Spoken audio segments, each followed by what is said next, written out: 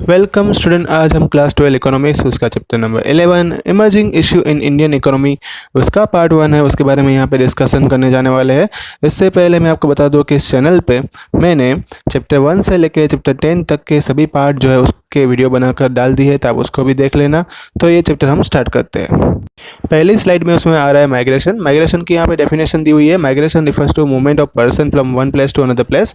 यानी कि माइग्रेशन का एक मूवमेंट है जिसमें पर्सन जो है एक प्लेस से दूसरे प्लेस पे जाता है, वो नेटिव प्लेस से दूर जाता है with in the outside the country for job, occupation, business and in search of better standard of living and permanent basis. तो ये सभी अलग अलग रीज़न रहते हैं, उसी की वजह से वो शिफ्टिंग करता है। नेक्स्ट स्लाइड में उसका चार्ट बना के दिया है कि टाइप्स ऑफ माइग्रेशन जो है वो किस तरह से रहता है। तो उसमें प्लेस बेस्ड क्लासिफिकेशन है, रीजन बेस्ड क्लासिफिकेशन है, इंटरनल माइग्रेशन है और इंटरनेशनल माइग्रेशन है, वो प्लेस बेस्ड में आएगा। और दूसरा है जो रीजन बेस्ड होगी उसमें पुल फैक्टर और पुश फैक्टर जो है वो उसमें आएंगे। हम पहले बात करेंगे यहाँ पे migration based on place is divided into two part, internal migration और इंटरनेशनल माइग्रेशन। मतलब कि हम पहले इनके बारे में समझेंगे।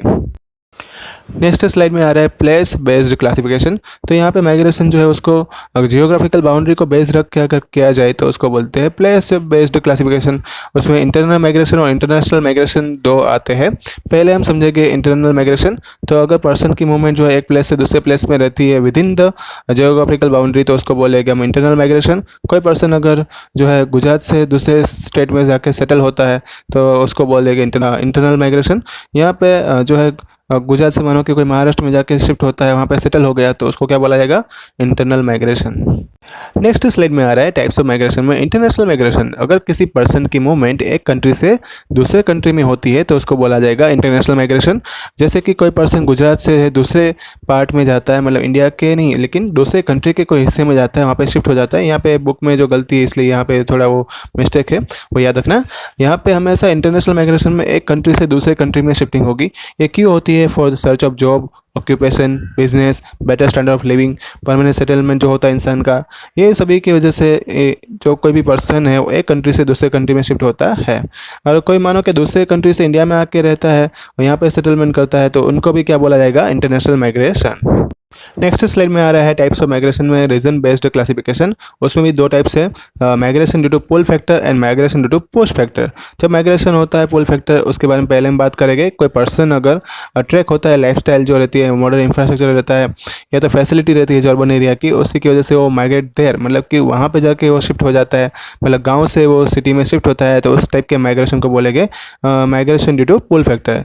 एक एग्जाम्पल उसका दिया है कि कोई भी विलेज में आप रहते थे पहले और उसके बाद आपने सिटी में आप चले गए, वहाँ पे जाके सेटल हो गए, तो उसको बोला जाएगा migration due to pull factors. Next slide में आ रहा है टाइप्स ऑफ माइग्रेशन में migration due to push factor. यहाँ पे पहले उसकी डेफिनेशन की बात की है। तो कोई भी इंसान जो है अगर गांव में रहता है और उसको फोर्सफुली विलेज को छोड़ना पड़ता है क्योंकि ऐसी कंडीशन बनती है जैसे कि lack of business, occupational opportunity नहीं मिलती है या तो लिमिटेड एजुकेशनल फैसिलिटी रहती है, उसी की वजह से उनको फोर्सफुली वहाँ पे सिटी में जाना पड़ता है। इसको भी बोलते हैं फोर्सिबल माइग्रेशन या तो migration due to push factor. तो ये स्टडी करने के बाद हमने रीजन बेस्ड माइग्रेशन में ये हम कह सकते हैं कि एक अट्रैक्शन रहता है माइग्रेशन का, economically well off village move to city for better lifestyle and decision is voluntary. यहाँ पे डिसीजन हम खुद ले सकते हैं कि हमें सिटी में शिफ्ट होना है कि नहीं होना है, क्योंकि वो हमारे डेवलपमेंट के लिए हम ये डिसीजन लेते हैं। और दूसरी बात ये होता है कि कभी कभी हमें लैक ऑफ फैसिलिटी, हमें फैसिलिटी नहीं मिलती है, हमें अपना इंप्रूव करना है इकोनॉमिक स्टैंडर्ड, इसके लिए हमें फोर्सफुली या तो कंपलसरी माइग्रेशन करते हैं और विलेज से सिटी में जाके सेटल हो जाते हैं। नेक्स्ट स्लाइड में आ रहा है कॉज ऑफ माइग्रेशन। उसमें इकोनॉमिक कॉज जो है पहला for employment, occupation and business. तो कभी कभी पर्सन को जो एम्प्लॉयमेंट है, ऑक्यूपेशन है या बिजनेस के लिए शिफ्ट होना पड़ता है, मतलब एक जगह से दूसरी जगह जाना पड़ता है। दूसरा है ट्रांसफ़र, कभी कभी इंसान को ट्रांसफ़र होना पड़ता है एक प्लेस से दूसरी प्लेस पे। उसके बहुत सारे रीज़न रह सकते हैं, जैसे कि गवर्नमेंट एम्प्लॉयज़ है, प्राइवेट सेक्टर हो चुका, कहीं पे कुछ नेचुरल रिसोर्सेज पाए जाते हैं, तो ये सभी उसमें ट्रांसफ़र में आता है। तीसरा पॉइंट यहाँ पे बताया है कि extent of the natural resources. कभी कभी ऐसा होता है कि पर्टिकुलर प्लेस जो रहता है उसमें नेचुरल रिसोर्सेज एबंडेंस अमाउंट में मिलते हैं, तो वहाँ पे पॉपुलेशन अगर मानो कि लो रहता है तो गवर्नमेंट उसको फोर्स करती है या तो फिर लोगों को खुद वहाँ से निकलना पड़ता है। दोनों ही केस अपने समाज में देखने को मिलते हैं। मैं एक केस बताता हूँ आपको कि इंडोनेशिया जो कंट्री है वहाँ पे अगर वोल्केनो इरप्शन होता है तो फिर लोगों को खुद वहाँ से शिफ्ट होना पड़ता है, क्योंकि ये जो है वो ख़तरनाक हो सकता है, लोगों की जान जा सकती है, इसलिए उनको माइग्रेशन करना पड़ेगा।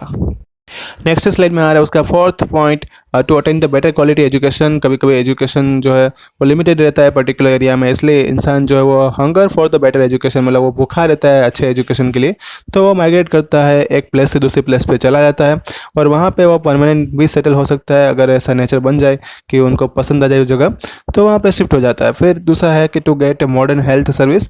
कभी कभी जो है पर्टिकुलर एरिया में पर्सन को हेल्थ सर्विस जो चाहिए वो ऐसी नहीं मिलती है जो अपने नेटिव प्लेस पे रहता है, तो उसको फोर्सफुली माइग्रेट होना पड़ता है बेटर प्लेस पे जो एक्वायरिंग दो सर्विस, मतलब कि वो सर्विस पाने के लिए। जैसे कि बहुत सारे लोग इंडिया से शिफ्ट होके जो कैंसर की इलाज के लिए वो अमेरिका जाते हैं, तो ये वो रीज़न हो गया हेल्थ सर्विस का। फिर प्लान्ड माइग्रेशन, कभी फैमिली जो प्लान करती है और वो सेंड, मतलब अपने जो पर्टिकुलर फैमिली पर्सन को भेजती है नेटिव प्लेस से दूर performing economic activity distant place, क्योंकि जैसे कि कोई इंसान इंडिया से अमेरिका जाता है तो क्यों जाता है, क्योंकि उसके पास उसकी जो फैमिली इनकम है वो बढ़ाने के लिए, इकोनॉमिकल कंडीशन अच्छी करने के लिए और अच्छी लाइफस्टाइल के लिए हो जाता है, तो उसको प्लान माइग्रेशन भी बोल सकते हैं। ये माइग्रेशन आजकल बहुत ज़्यादा फेमस है। नेक्स्ट स्लाइड में आ रहा है सोशल कॉज। तो पहले उसमें मैरिज, जब भी कोई भी मैरिज होता है तो उसके बाद जो वुमन है अपना घर छोड़ के, अपना नेटिव प्लेस छोड़ के माइग्रेट होती है दूसरी प्लेस पे, अपने हस्बैंड के साथ वो रहना चाहती है, तो उसको बोलते हैं सोशल माइग्रेशन। दूसरा पॉइंट यहाँ पे है to get respite of the social rituals. कहीं कहीं सोसाइटी ऐसी रहती है गाँव में जो ट्रेडिशनल रहती है, ऑर्थोडॉक्स रहती है, मतलब रुचि चुस्त रहती है, अपने और जो है बिलीव मान्यता जो रहती है उसको हमेशा फॉलो करती है, जबकि अर्बन सोसाइटी जो है वो लिबरल थिंकिंग वाली होती है, मॉडर्न लाइफस्टाइल को अपनाने वाली होती है। Youth of the village get attracted है सच ए लाइफस्टाइल। इसलिए जो गांव के युवा है आजकल उस लाइफस्टाइल से अट्रैक्ट हो रहे हैं और settle in the urban areas and escape from the rigidity and rituals of the rural areas.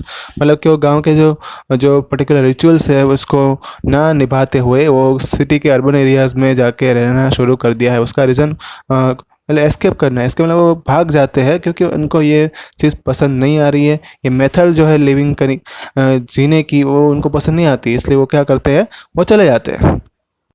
Next slide में आ रहा है पॉलिटिकल कॉज, तो वार और अनरेस्ट। जबकि कोई एरिया ऐसा होता है कि जहाँ पे युद्ध होने वाला है तो वो उस एरिया में ऐसा रहता है कि एक अनरेस्ट एरिया बन जाता है, प्रोहिबिशन लग जाता है, बहुत सारे जो लॉ एंड रेगुलेशन वहाँ पे अप्लाई हो जाते हैं, तो पीपल जो उस प्लेस के रहेगी वो माइग्रेट होना ज़्यादा पसंद करते हैं और दूसरे एरिया में चले जाते हैं, क्योंकि उनको भी एक कॉन्स्टेंट फियर बन जाता है, उस एरिया में डर लगता है कि अब कहीं ना कहीं युद्ध होगा, इनसिक्योर फील करते हैं वो लोग। लेकिन वो जीना तो पीसफुली चाहते हैं और सिक्योर लाइफ चाहते हैं, इसलिए वो वहाँ से माइग्रेट कर लेते हैं।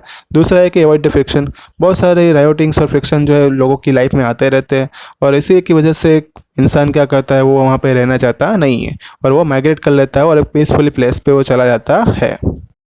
नेक्स्ट स्लाइड में आ रहा है कॉज ऑफ माइग्रेशन में natural calamities and environmental factors. तो ये एक ऐसे प्लेस जो बहुत ज़्यादा अफेक्टेड होते हैं नेचुरल कैलामिटी की वजह से, जैसे कि एग्जांपल दूं मैं आपको, फेमाइन, अर्थक्वेक, वोल्केनो, ये सभी जो है लार्ज स्केल में माइग्रेशन देखने को मिलता है और वो यहाँ से लोग शिफ्ट कर लेते हैं अपनी सेफ्टी के लिए, अपनी सलामती के लिए दूसरी जगह चले जाते हैं। दूसरा है कि डेवलपमेंटल एक्टिविटी होती है जहाँ पे माइग्रेशन देखने को मिलता है, इसमें जो है ये एनवायरमेंटल रीज़न की वजह से भी माइग्रेशन होता है। जैसे कि सरदार सरोवर डैम जो है उसकी योजना चल रही थी गुजरात में, तब जो माइग्रेशन हुआ उसको बोला गया डेवलपमेंटल माइग्रेशन। वहाँ पे भी बहुत सारे गाँव जो है खाली कर दिए गए थे और बहुत सारे पेड़ को भी काट दिया गया था। नेक्स्ट स्लाइड में है इफेक्ट ऑफ माइग्रेशन में पॉजिटिव इफेक्ट ऑफ माइग्रेशन। उसमें पहला पॉइंट आ रहा है growth of income. Main objective यही रहता है माइग्रेशन का कि लोग जो है अपने इनकम जनरेशन कराना चाहते हैं, अपनी इनकम को राइज करना चाहते हैं, इसलिए वो गांव से कहाँ पे जाते हैं, सिटी में जाते हैं और अपना जो प्रॉफिट है या तो फिर अपनी सेविंग जो है उनको अपनी फैमिली को भेजते हैं और अपनी जो लिविंग की जो स्टैंडर्ड है उनको इम्प्रूव करते हैं और विलेज में भी अपनी फैमिली को भी इकोनॉमिकली डेवलप करते हैं। दूसरा पॉइंट यहाँ पे आ रहा है contribution towards the faster economic development. तो इसमें बताया कि जब भी पीपल अपने कंट्री के दूसरी कंट्री में माइग्रेट करते हैं तब अपनी इनकम का थोड़ा पार्ट जो रहता है वो फैमिली को सेंड करते हैं, वो बिजनेस में इन्वेस्ट करते हैं, ट्रेडिंग में करते हैं, इंडस्ट्री में इन्वेस्ट करते हैं, अपना फॉरेन एक्सचेंज बढ़ा के जो अपने कंट्री को है फास्टर इकोनॉमिक ग्रोथ करवाने में हेल्प करते हैं। इसी तरह से इकोनॉमिक डेवलपमेंट भी कंट्री का होता है। नेक्स्ट स्लाइड में आ रहा है इफेक्ट ऑफ माइग्रेशन में नेगेटिव इफेक्ट ऑफ माइग्रेशन। उसमें पहला पॉइंट आ रहा है अनरेगुलेटेड अर्बनाइजेशन। जब भी less educated inefficient untrain village people जब सिटी में माइग्रेट करते हैं तो वहाँ पे उनको फोर्सफुली सिटी के गंदे एरिया में रहना पड़ता है, क्योंकि इनको उसकी इनकम लो होती है। उसी की वजह से अनकंट्रोल अर्बनाइजेशन है वो क्रिएट होता है। दूसरा पॉइंट यहाँ पे बताया कि shortage of infrastructure facility, unorganise urbanisation, hutment, dirty slum dwelling make the local administration ineffective. मतलब कि लोकल एरिया का जो एडमिनिस्ट्रेशन है वो एडमिनिस्ट्रेशन उसको इनफेक्टिव बना देते हैं जब भी ऐसे लोग वहाँ पे आते हैं रहने के लिए।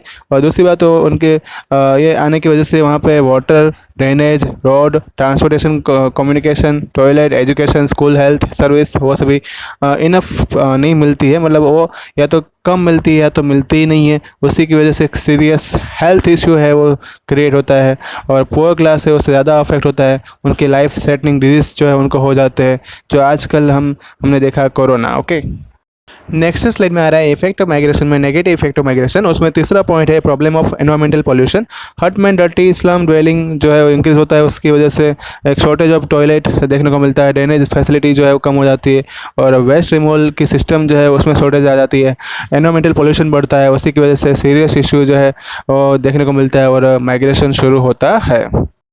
नेक्स्ट एंड आखिरी पॉइंट है सोशल लेवल्स। जब लोग पीपल यहाँ पे विलेज में से सिटी में माइग्रेट करते हैं तब उसको हायर और रेगुलर इनकम चाहिए होती है, लेकिन कभी कभी ऐसा होता है कि वो एक्सपेक्टेड जॉब उनको नहीं मिलती है, लाइफस्टाइल उनको जो चाहिए होती है वो नहीं मिलती है, और उसी की वजह से वो एंटी सोशल एक्टिविटी को चालू कर देते हैं। थेफ्ट, लूट ऐसी जो है हमें देखने को मिलती है एक्टिविटी सिटी के अंदर, और इसी की वजह से एक सोशल लाइफ जो है सिटी की वो डिस्टर्बेंस हो जाती है, और सोशल फ्रिक्शन जो है वो पीपल के अंदर देखने को मिलता है। और ये इसलिए देखने को मिलता है क्योंकि लैंग्वेज, कल्चर और लाइफस्टाइल जो है सभी की अलग अलग रहती है। तो इस तरह से हमने देखा कि नेगेटिव और पॉजिटिव इफेक्ट ऑफ माइग्रेशन है, बहुत इंपॉर्टेंट पॉइंट रहेगा एग्जामिनेशन पॉइंट ऑफ व्यू से। एनवायरमेंटल पॉल्यूशन भी है, माइग्रेशन से बढ़ सकता है, कम हो सकता है। सोशल लेवल्स भी देखने को मिलते हैं, ये भी माइग्रेशन के रिजल्ट है, तो ये भी हमें याद रखने हैं। ओके, तो इस तरह से ये चैप्टर यहाँ पे जो उसका पार्ट 1 है वो यहाँ पे फिनिश होता है। ओके, पार्ट 2 जो आपका नोटिफाई किया जाएगा, व्हाट्सएप पर आपको होमवर्क सेंड कर दिया जाएगा। अगर कोई डाउट है आपको तो मुझे यहाँ पे कमेंट बॉक्स में लिख कर बता सकते हैं। रिवाइज करते रहना। Thank you all.